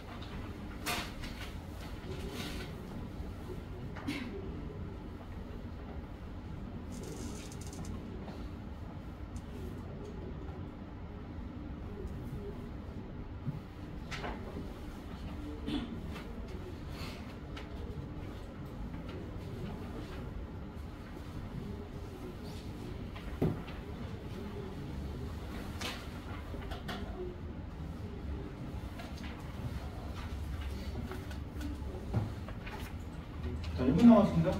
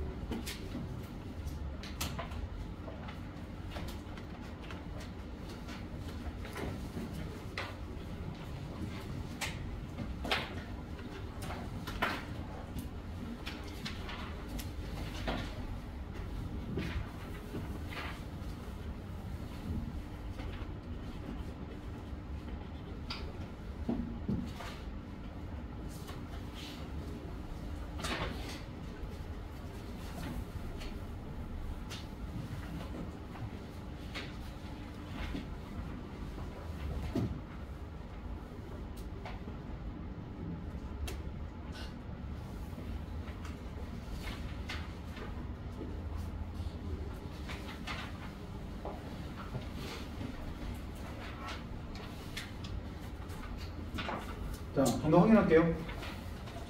자, 16번에 2, 17번에 4, 18번에 5, 19번에 5. 얘는 예술 지문 자체가 되게 오랜만에 나오긴 했는데 지문 자체는 그렇게 어렵지 않아요. 그 16번에 2번은 처음에 결정적 순간이 맨 처음 1문단에 간단하게 설명하고 있잖아요. 그리고 나서 뭐 했어? 맨 마지막에 예술 지평을 넓혔다라는 의의가 나와줬으니까 2번은 확인되는데 나머지는 확인이 안 되죠. 그리고 17번 이것도 비슷한 내용 문제인데 그 알게 된 점은 당연히 내용이 나와야 되고 더 알고 싶은 내용은 내용이 나오지 말아야죠. 내용상 보면. 그래서 미친 영향은 두 번째 문단 잘 나와 있고 사진에 사용되는 구도도 두 번째 문단 잘 나와 있고 예술사고 2는 아까 16번에 2번을 볼 때 5문단이 있다고 나왔죠 다. 근데 4번에 볼 때 마크 오웬이 결정적 순간을 포착하기 위해 주로 사용한 렌즈를 알고 싶다라고 하는 건 의미가 없는 게 나와요 대놓고. 그럼 이거는 알게 된 점이라고 해야죠. 그래서 그 네 번째 문단에 보면 마크 오웬이 두 번째 줄 나오잖아요. 근데 이 사람이 거기서 하나, 둘, 셋, 넷, 다섯 번째 줄 정도 보면 관광렌즈를 부착한 카메라 들고라고 해서 얘가 사용한 게 관광렌즈가 나와준단 말이에요. 그러니까 얘는 알게 된 점이라고 바꿔야죠. 그쪽으로 보내거나. 그 다음 18번은 브레송과 마크 코엔 자체를 비교하는 건데 이것도 지금 보면 문제 3개가 전부 다 내용 파악 문제죠. 그래서 5번에 보면 돌발성을 기반으로 해서 의도대로 촬영한다 그랬는데 이게 기억 자체가 나와 있는 브레송은 돌발성 자체를 아예 기반하지 않아 이 사람. 왜냐면 이 사람이 두 번째 문단 조금 중간이지만 하나, 둘, 셋, 넷, 다섯, 여섯, 일곱, 여덟, 아홉, 열, 열하나, 12번째 줄에 보면 정확하게 나오죠. 그는 자신이 미리 계획했던 구도에 움직인 대상이 들어와 원하는 형태의 구성을 완성한 순간이 포착될 때까지 기다렸다. 그러면 자기가 원하는 형태의 가치를만 뭐 하는 거야? 찍어댄다는 얘기잖아요. 그거 예술화 시키는 거고. 그럼 돌발성이 없죠. 돌발성이 나올 필요가 없고 자기 계획에 나온 것만 찍어댈 거니까요. 근데 마크 코엔은 맞아요. 이 사람은 네 번째 문단에서 6번째 줄에 나오죠. 카메라 들고 길거리에 마주치는 사람들에게 돌발 접근한다. 그러면 이 사람만 돌발이 되는 거죠. 근데 이게 절반짜리 정답이 되겠죠. 그 다음 19번. 19번 자체가 적절하지 않은 거. 그냥 지금마다 하나씩 다 3점 주기 때문에 3점 주는 거지 실제 문제는 별로 복잡하지 않아요. 1번에 보면 움직인 남자와 고요한 물에서 동과 동이 되면 확인할 수 있다. 동은 움직이는 거고 정은 움직이지 않는 정적인 거죠. 그럼 맞는 얘기죠 정확하게. 그 다음 남자와 그림자, 포터와 그림자 위치에서 상하대비를 보여준다. 왜냐면 그림자와 사람은 반대로 움직이는 거니까요. 그럼 상하대비 맞죠? 세 번째, 건물을 찍은 사다리 고리의 모습에서 여러 도형이 이루는 기하학적 구도를 찾아볼 수 있다. 이렇게 나오는데 도형 자체가 지금 여러 가지가 나오는 것 자체가 이미 기하학적이 될 수밖에 없죠. 그리고 네 번째, 한강분할이라는 게 뭐라 나와? 두 번째 문단을 보면 3대2라고 나오는데 그림에 보면 정말로 3대2라고 나와 있네요. 그러면 황금분할 맞죠? 근데 아까 분명히 18번에 5번에 볼 때 기억은 마크오크에는 브레송은 돌발성 자체를 기반으로 안 한다고 그랬죠. 미리 계획했다고 그랬죠. 그러면 5번에 볼 때 남자의 포처 속 댄서를 좌우 대각선에 배치한 거는 미리 계획한 구도에 맞춘 거잖아요. 이걸 변화준 게 아니라. 그러니까 정답은 5번. 18번과 19번 문제가 연결되어 있어요. 정답은 그렇게 된 거고. 이쪽으로 그렇게 보정하지 않아요. 자, 그 다음 거 넘어보세요. 그 다음 거는 자성 문제고 조금 어쨌든 23번에서 뭔가 고민하는 지점이 있기 때문에 이거는 시간을 그냥 이분씩 다 드릴게요. 그래서 여기는 10분의 시간을 드릴게요. 자, 풀어보시면 됩니다.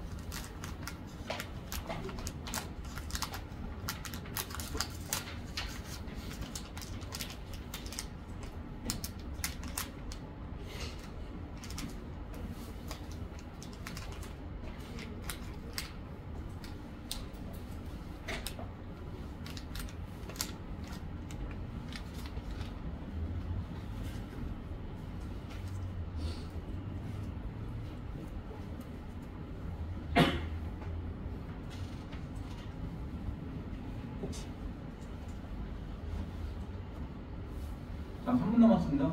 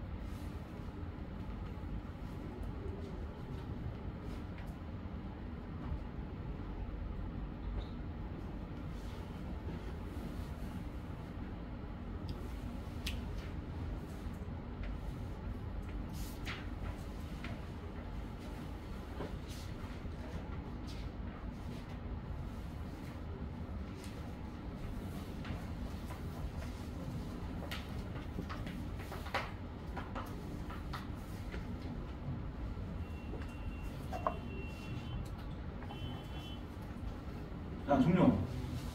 자, 볼게요.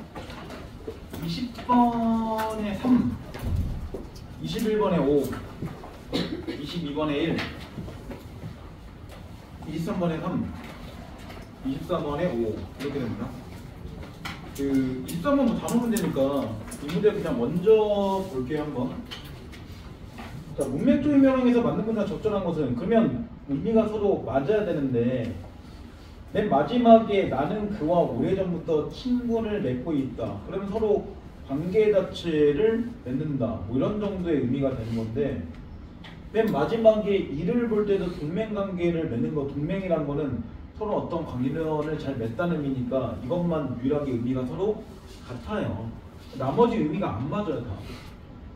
그러니까 이 정도만 보면 방위도 그러니까 A에 보면 이거 방위조약, 중립조약, 협상조약으로 나눈다 라고 나오는데 그리고 밑에 1을 보면 3개의 문단 나눈다. 그러면 실제로 3개의 문단 나누는 거는 하나를 3개로 나눴다는 얘기잖아요. 근데 A 자체에서 얘네들은 조약의 종류 자체가 아예 다르잖아요. 그럼 얘네는 하나가 아니죠. 처음부터. 그러니까 섞여 있는 상태에서 구분한 거죠. 그래서 실제로는 A 자체를 본다면 이런 건데 이렇게 있는 거에서 이렇게 구분했다는 거잖아요. 근데 1번 자체는 말 그대로 하나 이렇게 있는 거 이렇게 따랐다는 얘기잖아요. 의미가 달라요 완전히. 그냥 나눈 건 다 똑같지 않나 이렇게 하는 게 아니라 주어 자체 종류가 다르기 때문에 이게 조금 그런 정도까지 생각해서 조금 시간을 오래 걸리는 문제예요. 그리고 얘네들은 이제 보여주는 건 각 국가 간의 동맹 관계를 갖고 얘기한 건데 사실 핵심은 거의 두 번째 문단에 있어요. 그리고 국제관계도 꼭 기억할 건 뭐냐면 국제관계는 반드시 뭐가 없다? 중앙정부가 존재하지 않죠. 중앙정부가 세 번째 문단에 보면 하나, 둘, 세 번째, 네 번째 줄부터 잠깐만 볼게요. 현실주의자들은 국가를 이기적 존재이며 국제사회의 유일하고 중요한 행위주자 생각한다. 왜 이기적이야? 자기 나라만 생각할 거니까. 당연히. 그래서 국제사회는 국가 이상의 단위에서 작동하는 중앙정부 같은 존재가 부재하는 일종의 무정부 상태이므로 개별 국가의 힘의 흐름부터 스스로 지켜야 된다고 한다. 근데 누군가는 이런 생각할 수 있죠. 유엔이 있는데 유엔은 기본적으로 뭐가 아니야? 중앙정부가 아니에요. 걔는 정부가 아니잖아요. 그렇기 때문에 기본적으로 유엔이 할 수 있는 일은 없습니다. 만약에 특히 미국 같은 나라가 전쟁 건다고 해서 유엔이 제대로 어떻게 가합니까? 유엔의 중심에 미국이 있던데 못 막아요. 그럼 러시아하고 지금 이렇게 장기적으로 전쟁하는 유엔이 미리 막았었는데 여전히 전쟁 중이잖아요. 그죠? 그러니까 무질서 상태가 맞는 거예요.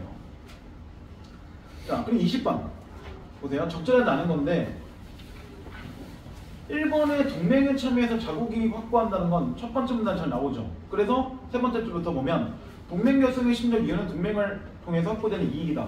그러면 이익이 없을 것 같으면 뭐 하는 거야? 동맹을 깬다는 얘기죠. 이런 거 우리나라 언제 많이 보냐면 삼국시대 때 신라하고 백제 뭐 아니면 고구려하고 뭐 백제 뭐 이런 식으로 해서 아니면 나중에 당나라하고 신라 이런 식으로 동맹관계 잘 맺고 막 깨고 막 이런 거 하잖아요. 그 다음 두 번째, 협상은 전쟁 발발 이후에 공조체제 유지 여부를 사전에 결정하지 않는다. 그래서 실제로 이 문단 중간에 마지막 협상은 서명국들 간에 한 국가가 제3국부터 침략당할 경우에 서명국 간의 공조체제 유지할 것인지에 대해서 차후에 협의한다는 거니까 사전에 협의하는 게 아니라 차후에 하는 거고. 그러니까 맞는 얘기예요. 그 다음 세 번째, 패권 국가가 출현하기 위해서는 그 힘의 편성은 세력들의 동맹이 필요하다. 안 필요해요. 패권 국가 나오는 게 세 번째 문단에 있는데 세 번째 문단 아까 읽은 다음을 보세요. 그러면 거기부터 나오죠. T라고 되어 있는 부분. 따라서 각 나라는 군사적인 동맹을 통해서 세력 균형을 이루어 패권에 대한 안정을 취하려고 하는데 특정한 패권 국가가 출현하면 그 힘을 견제하기 위한 국가들 간의 동맹이 형성되거나 힘에 편성하는 동맹이 형성된다. 그리고 여기서 중요한 건 뭐야?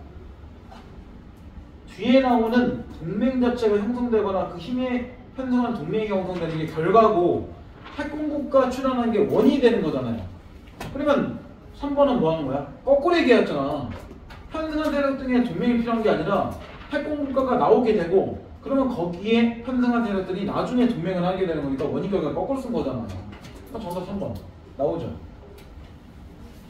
그 다음 21번은 어떻게 보면 되게 쉬울 수도 있어요. 어떻게 보면 시간이 좀 걸릴 거고 분명히 이 문단의 마지막에 볼 때 이 평균 수명에 관한 얘기를 보면 이거에 관한 걸 보면 방위조약이 115개월 중립이 94개월 협상은 68개월이었다. 그러면 협상 자체가 제일 짧은 거고 시간적으로 볼 때 그 다음에 중립조약이라는 게 그 다음이고 마지막이 방위조약인 상태로 뭐가 되는 거예요? 평균 수명이 되는 거잖아요. 그리고 그 위에 B를 보면 이런 말 나오죠. 중립 협상순으로 자율성 자체가 높아진다. 이 설명대로 움직인다면 자율성이란 건 뭐 한 거야? 방위 자체가 제일 낮은 거고 그 다음에 중립이고 그 다음이 협상순으로 자율성 자체가 높다는 얘기잖아요. 그죠? 그리고 마지막 동맹관계를 가지고 얘기를 해본다면 이런 얘기 나오죠. 그 두 번째 줄도 한번 봐보세요. 이거 좀 봐야 되니까. 방위조약은 조약에 서명한 국가들 중에 어느 한 국가가 참여한다 했을 경우에 다른 모든 서명국들이 공동방어를 위해서 천전하게 약속하는 것이고 다음에 중립조약은 서명국 간의 한 국가가 상국으로부터 침략받더라도 서명국 간에 전쟁을 선포하지 않고 중립을 지킬 것을 약속하는 것이고 마지막 서명국들 간의 한 국가가 제3국 침략을 당할 경우에 서명국 간의 공동체를 유지할 것인지를 나중에 약속하는 것이다. 그러면 실제로 정리하면 세 가지 위험 중에 방위조약의 경우에는 동맹국의 전쟁에 개입해야 된다는 강제성이 있기 때문에 동맹국 간의 그 외교적 정치적 관계가 매우 가깝다. 이렇게 나오니까 동맹 관계를 볼 때는 협상, 중립, 그 다음 마지막이 방위 상태로 높은 거죠. 이걸 그대로 조합하면 정답이 5번이 나오죠. 동맥관계가 가깝고 자율성 자체가 낮을수록 뭐한다? 수명 자체가 연장이다. 이렇게 나오잖아요. 그럼 자율성 자체가 얘는 낮은 거고 그 다음 동맥관계가 높은 거잖아요. 정확하게 나오죠. 자, 그 다음 22번. 22번을 볼 때 기억과 니은은 현실주의자와 구성주의자를 얘기하는 건데 이게 다 세 번째 문단에 있죠. 근데 실제로 니은은 네 번째 문단에 있죠. 설명이. 그러니까 실제로는 기억 자체를 3문단에서 찾아야 되는 거고 그 다음에 니은 자체를 4문단에 찾아야 돼요. 각자 퍼져 있는 거니까. 그래서 1번에 볼 때 국제사회 문제를 기억은 힘의 관계이고 니는 상호 인식관계에 주목한다라고 되어 있는데 1번이 정확하게 딱 맞아 떨어져요. 설명이. 3문단의 맨 마지막 문장이 그렇죠. 이렇듯 힘의 균형점이 이동하면서 세력의 균형을 끊임없이 찾는 과정에서 동맹관계가 변할 수 있다고 보는 게 현실주의자 입장이죠. 그러니까 여기는 힘의 관계 자체를 보는 게 맞죠. 근데 니은 같은 경우는 처음에 한번 보세요. 구성주의자들 역시 현실주의자들처럼 동맹관계가 고정된 약속이 아니라 상황에 따라 변할 수 있는 약속이라고 보는데 구성주의자들은 무정부적 국제사회를 힘의 분배와 균형 등의 요소로 분석할 수 없다고 비판하며 관계에 주목하고 그런 구성주의자들은 국제사회 구성원들이 상호작용을 해서 상호간의 역할과 같이 형성하면서 국제사회 환경을 변화를 만들어갑니다. 그러니까 여기는 상호성으로 본 거잖아요. 그럼 1번 정도 나오네요. 더 볼 것도 없죠. 그러니까 3번에 기억이 상호협력이라는 건 말이 안 되잖아요. 딱 봐도. 이렇게 보면. 그리고 2번도 말이 안 되는 게 국제사회 혼란 자체를 얘기하는 게 아니잖아요. 이게. 혼란에 관한 얘기는 나오지도 않았고. 자, 23번은 약간의 사례 문제죠. A와 B국은 방위 조약을 맺었대요.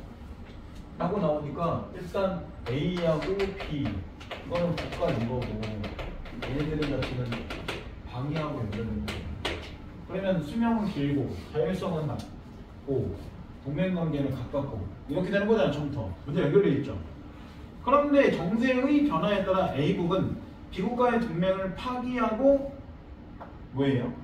A 자체와 C 자체의 국가 자체가 뭐를 맺는다? 중립에 대한 체결을 다시 한다 라고 나오죠. 그러니까 중요한 건 여기하고 여기죠. 그런데 A국의 여론은 반대합니다. 이거에 대해서 A국 자체 여론 자체의 반대적인 입장이 존재합니다. 이것까지 나온 거죠. 그러면 1번 A국은 B국의 전쟁에 참여해야죠. 왜? 방위니까요. 방위는 그렇게 하라고 분명히 두 번째 문단에 얘기했죠. 파기하기 전이니까 이것만 갖고 판단하는 거잖아요. 그 다음 2번 A국과 C국 자체가 동맹을 맺은 후에 B국 사이에 C국 사이에 전쟁이 발발해도 A국은 참전하지 않아야 된다. 왜? 중립을 바뀌었으니까요. 이것도 두 번째 문단에서 설명할 수 있죠.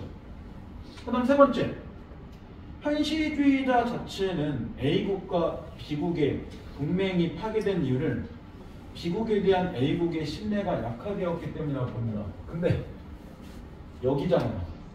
아까 문제 연결되어 있죠. 이게 현실주의자죠. 현실주의자는 분명히 물어봤어. 힘의 균형점이 이동을 해봤잖아요.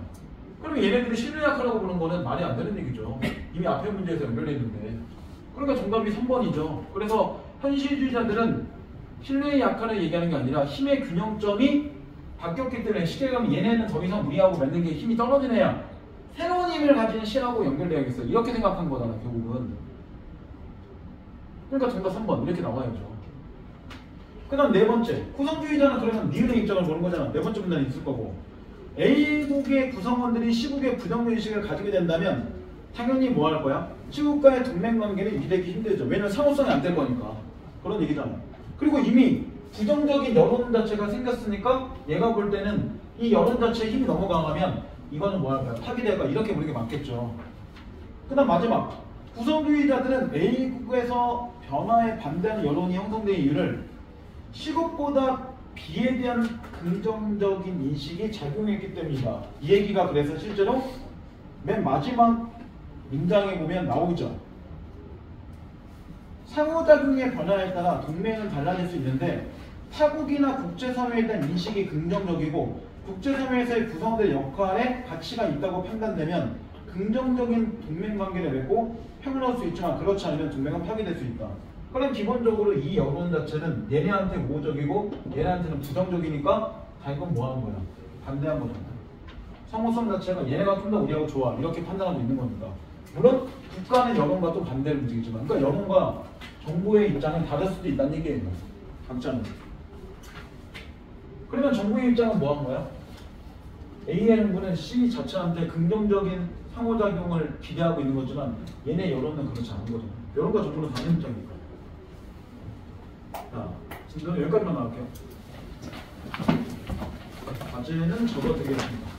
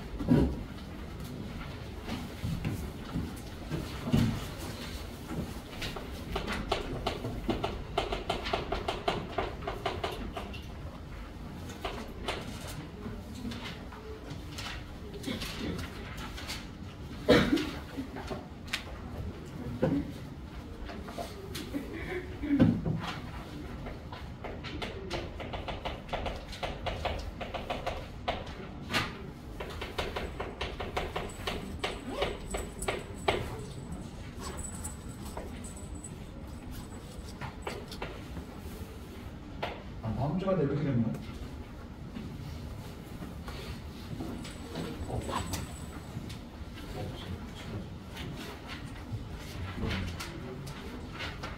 주간지는 7 이름 써주시고 이제 주간지 먼저 할게요.